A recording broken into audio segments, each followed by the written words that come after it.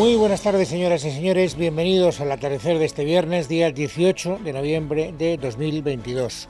Saben ustedes que las informaciones sobresalientes de los últimos bastantes días, de las últimas semanas, han tenido un denominador común, que podríamos calificar o que podríamos titular como ministros en apuros. Primero fue Marlaska, ustedes se acuerdan, y después Irene Montero, casi de manera consecutiva. Y durante muchos días estuvimos hablando de las tribulaciones del ministro del Interior, porque había mentido ante la Comisión de Interior, nos había contado a todos unos sucesos en Melilla que después demostró un reportaje de la BBC que no respondía a la versión que él había facilitado en la Cámara del Congreso de los Diputados, en el Parlamento, y luego fue Irene Montero. Bueno, pues hoy vamos a hablar de los dos. Y vamos a invertir el orden porque lo más reciente, informativamente hablando, nos retrotrae a Marlaska. Estaba casi cantado que iba a haber una comisión de investigación, ustedes lo recuerdan, porque el Partido Popular estaba muy enfadado. Bueno, pues resulta que de momento no va a haber comisión de investigación en el Parlamento para saber qué mentiras contó el ministro del Interior. El Partido Popular y también Vox, hay que decir, los dos, en esto han ido de la mano, han decidido esperar. Primero, que comparezca en el Parlamento, cosa que hará el día 30. Y en función de lo que diga, ya veremos si hacemos una comisión o no hacemos una comisión. Fíjense, hoy, después de una larga desaparición de lo que es el escenario público, ha sido Alberto Núñez Feijóo el encargado de explicar por qué no piden, insisto, de momento, la comisión de investigación contra Fernando Grande Marlaska. Y aunque todo parece indicar que el ministro del Interior no contó la verdad, hemos pedido que comparezca el ministro antes de juzgarle en una comisión de investigación. El gobierno ha aceptado la comparecencia del ministro de Interior y si lo que nos cuenta el ministro de Interior es esclarecedor, pues no nos parece oportuno proseguir con una comisión de investigación.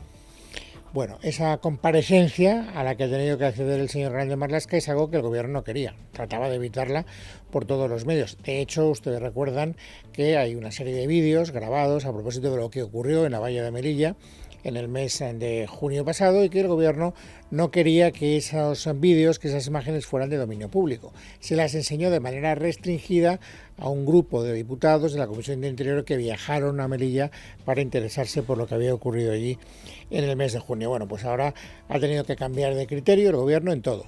Tiene que comparecer el ministro, tiene que comparecer además para hablar de los sucesos de Melilla y tiene que enseñar todos los vídeos, todas las imágenes que haya de aquellos malhadados sucesos. Lo ha explicado Isaura Leal, que es la secretaria del PSOE en el Congreso de los Diputados. Lo hará para dar cuenta de toda la información detallada que obra en poder del Gobierno en relación a los temas pedidos para su comparecencia. También el representante del Gobierno en la Junta de Portavoces ha anunciado la disposición del Ministerio del Interior para que todos los grupos parlamentarios puedan acceder al visionado de las imágenes que obran en poder del Gobierno. Bueno, esto ya les digo, vuelvo a repetir, ya es un cambio de criterio en dos asuntos fundamentales que hasta ahora había mantenido el Gobierno y cuyo criterio ha tenido que modificar para que la comisión de investigación no se abra cuanto antes.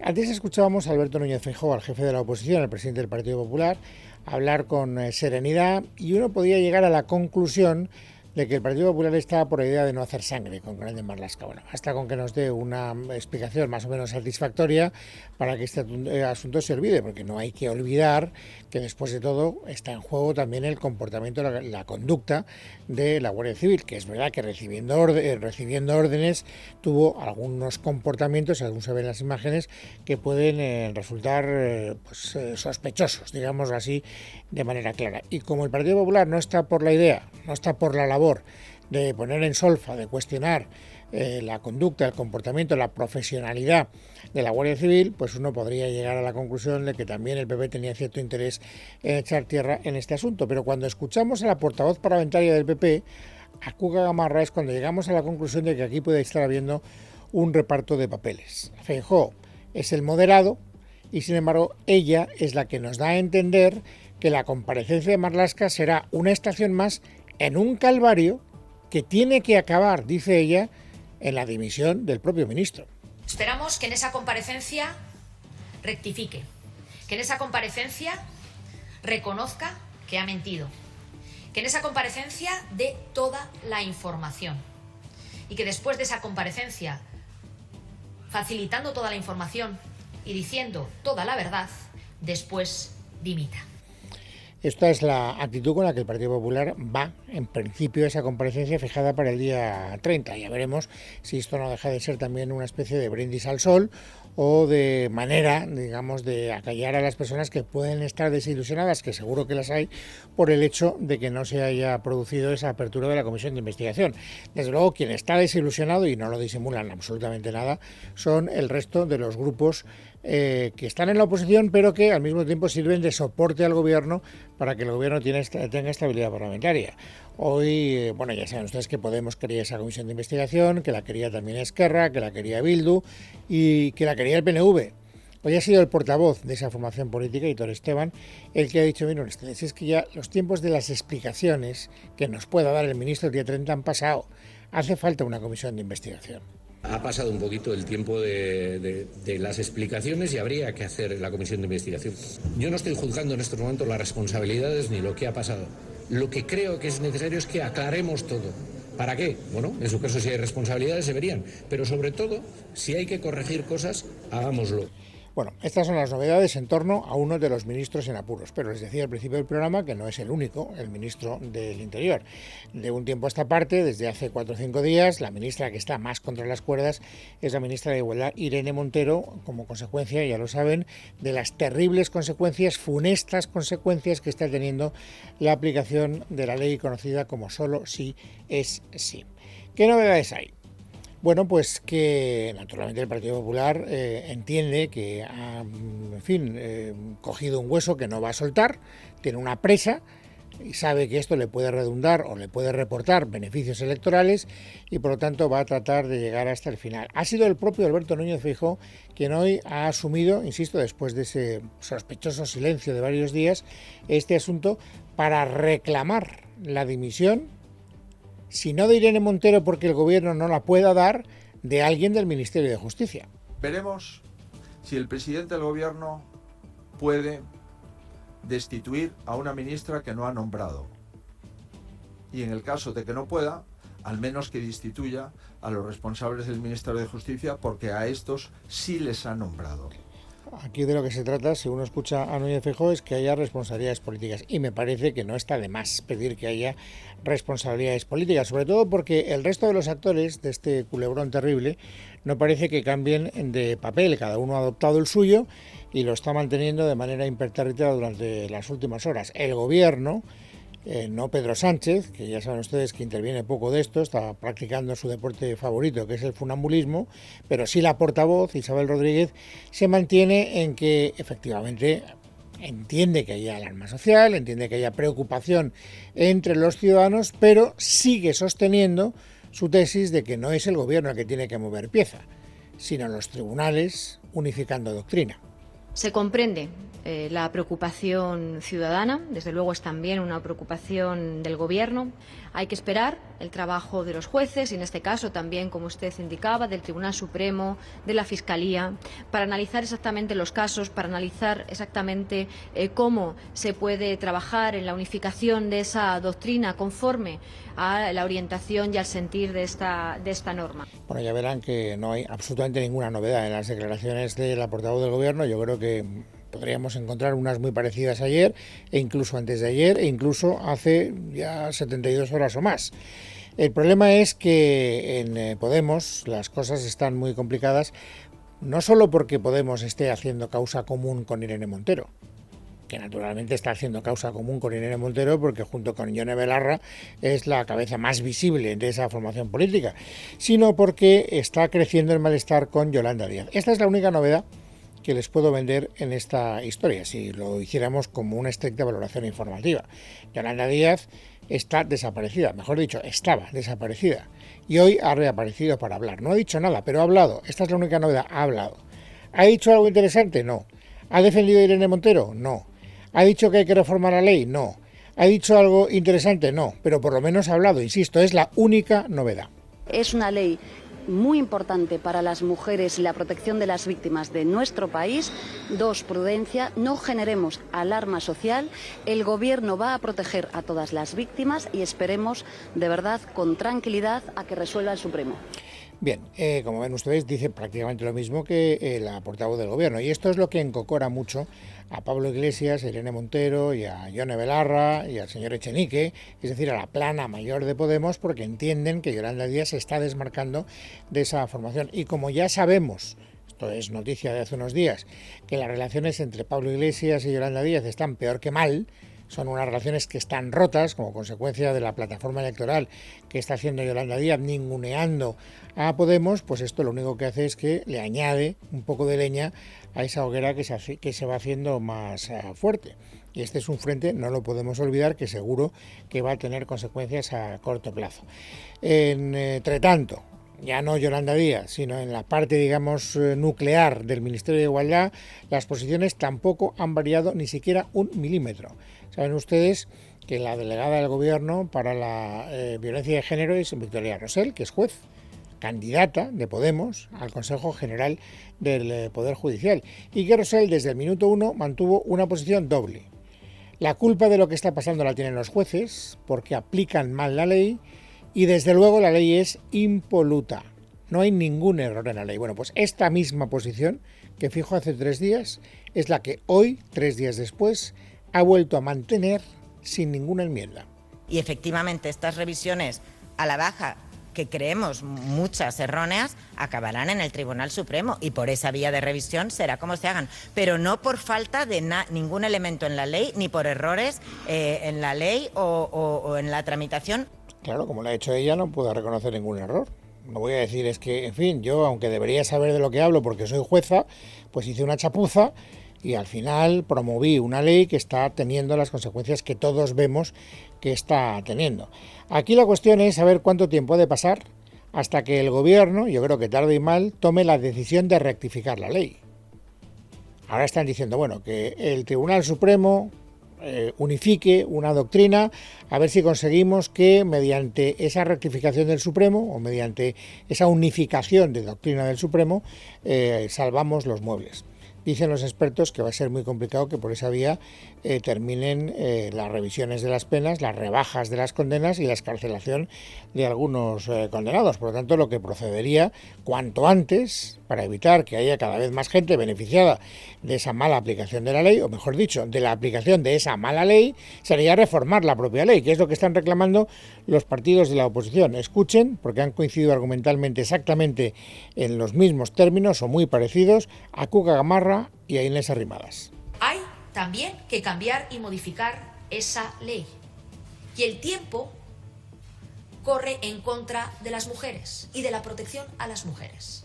Y por tanto, exigimos que esa reforma se lleve a cabo ya. Toda esa prisa que se está dando el Gobierno para rebajar las penas de malversación o las penas de sedición, que lo vamos a votar este mismo jueves, pues es la que se tendrían que estar dando para corregir un fallo que es evidente, que hay que reconocerlo y que hay que decirlo claramente. Esa ley tiene un error. Y además, cuanto antes acometamos la tarea de enmendar ese error, pues menos se beneficiarán de las consecuencias de los errores de esa ley. Pero bueno, como el Gobierno no parece que esté en esa labor, tampoco quiere abrir un frente con Podemos y Podemos no quiere reconocer que se equivocó, pues aquí estamos, esperando sencillamente a que se sigan produciendo revisiones, que es lo que ha ido ocurriendo estos días y lo que te dicen todos los expertos que va a seguir ocurriendo en los días venideros. La pregunta es, ¿y esto cuánto daño electoral le va a hacer al Partido Socialista, al Gobierno en definitiva, que es un gobierno de coalición? Bueno, pues eso naturalmente no lo sabemos ahora, habrá que esperar a los próximos sondeos, a las próximas encuestas.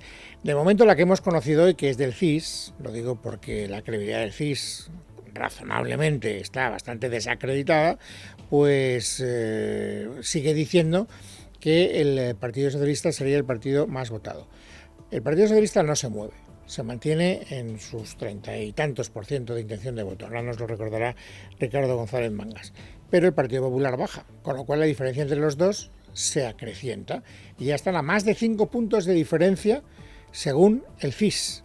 Algo que naturalmente, luego lo veremos también, el Partido Popular no se cree ni borracho. Ricardo González Mangas. El último barómetro del Centro de Investigaciones Sociológicas vuelve a dar como ganador a Pedro Sánchez. El PSOE se consolida como primera fuerza política con un 32,7% de intención de voto. Mientras tanto, el PP cae más de un punto respecto a la última estimación del mes de octubre, situándose a 5,5 puntos de los socialistas. Este sería el segundo peor resultado de Feijóo desde que fuera elegido como presidente de los populares. En tercer lugar, Unidas Podemos se mantiene en el 12,2% y Vox consigue remontar más de un punto hasta los 10,1%. La encuesta se basa en las entrevistas telefónicas realizadas del 2 al 12 de noviembre y recoge la ruptura de las negociaciones del Poder Judicial y el anuncio de la reforma del delito de sedición. Lo que no entra es la última polémica de la ley solo sí es sí y la huelga de los sanitarios en Madrid. ¿Y cómo ha caído esta encuesta del Partido Popular? Mal, francamente mal. Escuchen a Feijóo. Me da la sensación que 5,5 puntos es lo mínimo que el Partido Popular aventaja al Partido Socialista. Pero, como ustedes también se pueden imaginar, estamos ya un poco hartos de la utilización de dinero público para hacer las encuestas que quiere trasladar el Partido Socialista a los españoles. Si quiere hacer encuestas, que las pague el Partido Socialista. El Partido Popular, sin embargo, tiene una buena noticia que ha celebrado hoy con entusiasmo Isabel Díaz Ayuso, que era la principal implicada. Ya saben que anoche de madrugada se alcanzó un acuerdo en virtud del cual los médicos que estaban en huelga en la Comunidad de Madrid desconvocaban esa huelga, aunque es verdad que se mantiene todavía la convocatoria de los médicos y de los pediatras que a partir del próximo lunes van a convocar una segunda huelga, que nada tiene que ver con la que estaba planteada y se desconvocó ayer. Saben ustedes que el motivo de la huelga que ayer se desconvocó fue que la Consejería de Sanidad de la Comunidad de Madrid había anunciado la apertura de centros de atención extrahospitalaria de 24 horas en tanto lugares urbanos como en lugares rurales. En total casi 80 nuevos centros. El problema que se planteaba es que, decían los médicos, oiga, para poder dotar de medios técnicos y humanos a los centros urbanos, usted va a desmantelar a los rurales.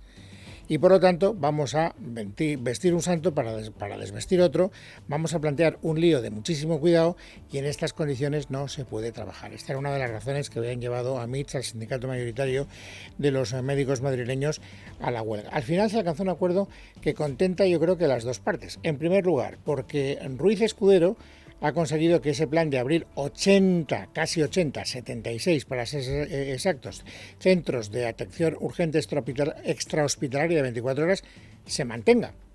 Se van a abrir esos 80, escúchenlo. El plan en esencia era abrir los 80 puntos, que es lo que se ha producido. Insisto, nosotros no nos hemos desviado de ningún momento de la apertura de los 80 puntos, que es lo importante. Por eso estaba contento el consejero de Sanidad. Y sin embargo también estaban contentos los de AMITS. ¿Por qué? Porque han dicho, sí, se van a abrir, pero los 39 centros rurales no se van a ver desprovistos ni de personal ni de material. Van a estar perfectamente provisionados. Y eso es lo que valoraba de manera especial Ángel Hernández, que era la voz cantante, digamos, de AMITS en esta huelga. Lo más destacable del acuerdo de ayer para nosotros, sin lugar a dudas, es que se consiguió que los 39 SAR, Servicios de Atención Rural, que la zona rural de Madrid vuelva a estar dotada con todas las categorías, como lo estaba antes, las categorías de médico, enfermera y celador. Esto lo valoramos muy positivamente. Y por eso llegaron al acuerdo. Por lo tanto, vean ustedes que cuando se llega a un acuerdo, pues todo el mundo entiende que ha conseguido salvar la parte fundamental de lo que reivindicaba. Por una parte el consejero y por otra parte los médicos en huelga. Hoy Isabel Díaz Ayuso estaba visiblemente contenta porque se quitaba un primer problema de encima. Escúchenla. Agradecer el trabajo y el esfuerzo a la Consejería de Sanidad, al consejero y a todo su equipo, así como a todos los profesionales sanitarios de la Comunidad de Madrid por haber alcanzado con los sindicatos un acuerdo y poder desconvocar la huelga en los centros sanitarios 24 horas. Esto es una gran noticia. Es una gran noticia que veremos si tiene continuidad o no, porque a las 5 de la tarde, es decir, dentro de 40 minutos, está previsto que empiece otra ronda negociadora entre la Consejería de Sanidad de Madrid y los pediatras y los médicos de atención primaria, que son los que el lunes tienen convocada una huelga. Hay 4.240 médicos de familia y 720 pediatras que están llamados a esa huelga porque entienden que en los ambulatorios madrileños, que es donde se está radicando la huelga, las condiciones condiciones de trabajo son absolutamente insostenibles y que la saturación hace que sea imposible una atención razonable. Veremos si hay acuerdo o no hay acuerdo, o si el lunes nos tenemos que enfrentar ante un nuevo problema que, le provoque quebraderos de cabeza a la presidenta madrileña.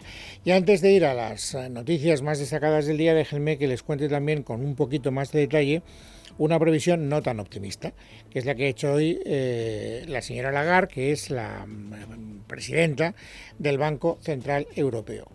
Ella dice que, a pesar de los datos de crecimiento que se están registrando en algunos países, como por ejemplo en España, sigue creyendo que el riesgo de recesión ha aumentado en la zona euro, claro. Leticia Vaquero.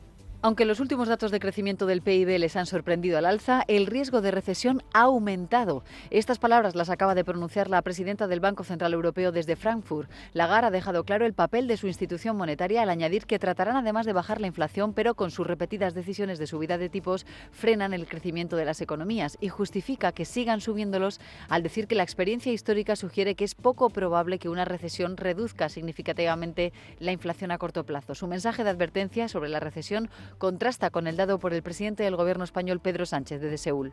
En el próximo año, el año 2023, según todos los organismos internacionales, España va a crecer por encima de la media de las economías avanzadas, tanto de la Unión Europea como también de las 5 mayores economías de la zona euro. Es decir, España podría sortear una recesión que sí está ya golpeando a algunas economías avanzadas de Europa, como acabamos de ver en el caso del Reino Unido. Por cierto, que afirma que la economía española crecerá más que la media el próximo año. Recordemos, según la Comisión Europea, los países de nuestro entorno crecerán un 0,3% frente al 1% de España. Por eso Sánchez utiliza estos datos, pero no para explicar por qué su previsión es que crezca más del doble, un 2,1%. Es viernes, es día 18 de noviembre de 2022. Vamos, amigos, ahora a completar el paisaje informativo sobresaliente de las últimas horas. Esther Nieto, bienvenida, buenas tardes. Buenas tardes, Luis. El viceministro de Exteriores ruso, Sergei Ryabkov, ha dejado la puerta abierta a retomar la comunicación sobre la cuestión nuclear con Estados Unidos. El alto cargo ruso ha anunciado que la primera reunión en mucho tiempo de la Comisión Consultiva del Tratado New START tendrá lugar en El Cairo entre el 29 de noviembre y el 6 de diciembre. Por otro lado, las autoridades de Suecia han informado este viernes de que las investigaciones en torno a las fugas en el gasoducto Nord Stream demuestran que todo se debió a un sabotaje. Leticia Barquín. Lo ha anunciado la Fiscalía a través de un comunicado, por lo que se confirma lo que ya se daba por hecho. Durante los trabajos de investigación se han incautado en estas zonas del Mar Báltico muchos objetos que, añade el documento, muestran restos de explosivo. La investigación, en la que participan varios países, incluida Alemania, sigue en marcha para sacar conclusiones más seguras. Los siguientes pasos determinarán si se puede señalar a algún sospechoso. Las autoridades de Alemania, Dinamarca y Suecia han excluido a Rusia de las investigaciones, lo que ha desembocado en una protesta formal de Moscú que advierte que no reconocerá el resultado de ningún informe en el que no haya participado.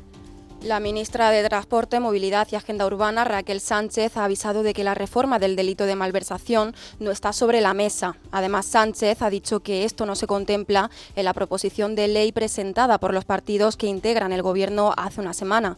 Esmeralda Ruiz, buenas tardes. Buenas tardes. Y aunque posponiendo el debate a la espera de conocer los detalles de la propuesta de Esquerra, hoy llaman la atención esas declaraciones de la ministra Sánchez en la misma semana en la que desde la Generalitat no solo se ha pedido públicamente, sino que además se ha confirmado que ya se está hablando de la malversación. Lo que ha dicho la titular de Transportes es que por ahora la modificación de este otro delito no se contempla en la proposición registrada hace una semana por Partido Socialista y Podemos.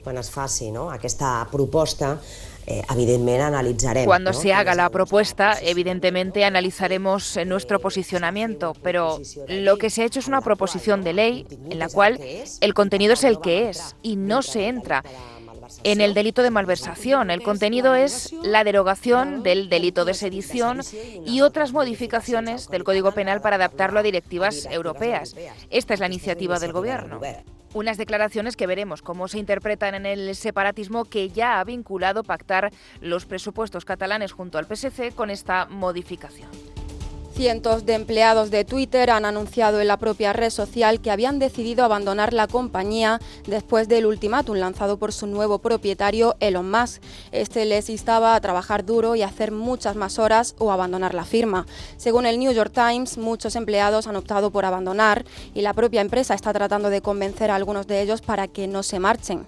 Y más cosas, el lateral izquierdo de la selección española, José Luis Gallá, tendrá que abandonar la concentración por una lesión en el tobillo derecho. El defensa sufrió un golpe en el entrenamiento previo al amistoso de este jueves ante Jordania y Luis Enrique ha decidido que regrese a España para recuperarse. En su lugar ya es oficial, el lateral del Barcelona, Alejandro Balde, será el sustituto. Además, les contamos que este domingo comienza el Mundial y lo hará con una nueva polémica. Qatar ha prohibido la venta de cerveza en los estadios y alrededor de estos y solo permitirá la venta de alcohol en las fan zones y los puntos con licencia como determinados hoteles. La FIFA había acordado con el país organizador, donde no se permite la venta libre de alcohol, que en los estadios se pudiera beber, aunque la decisión ha sido ahora revocada. Y ahora sí, llega el frío de verdad. Los termómetros experimentarán este fin de semana en nuestro país un descenso generalizado por la primera entrada de aire frío polar. El frío se notará especialmente el sábado, cuando los termómetros se sitúen por debajo de los 0 grados en amplias zonas del país. Y terminamos hablando de una de las protagonistas de las últimas horas. Baby, no me llames que yo estoy ocupada, olvidando tus males. Yo decidí que esta noche se sale con toda mi moto, mami, con todas mis yales. Ando despechada. Rosalía ha sido una de las grandes triunfadoras de los Grammy Latinos que se celebraron anoche. La cantante española ha logrado alzarse con 4 Grammys de los 7 a los que estaba nominada. El más importante, el de Mejor Álbum del Año por Motomami, un premio que ya ganó en 2019 por El Mal Querer.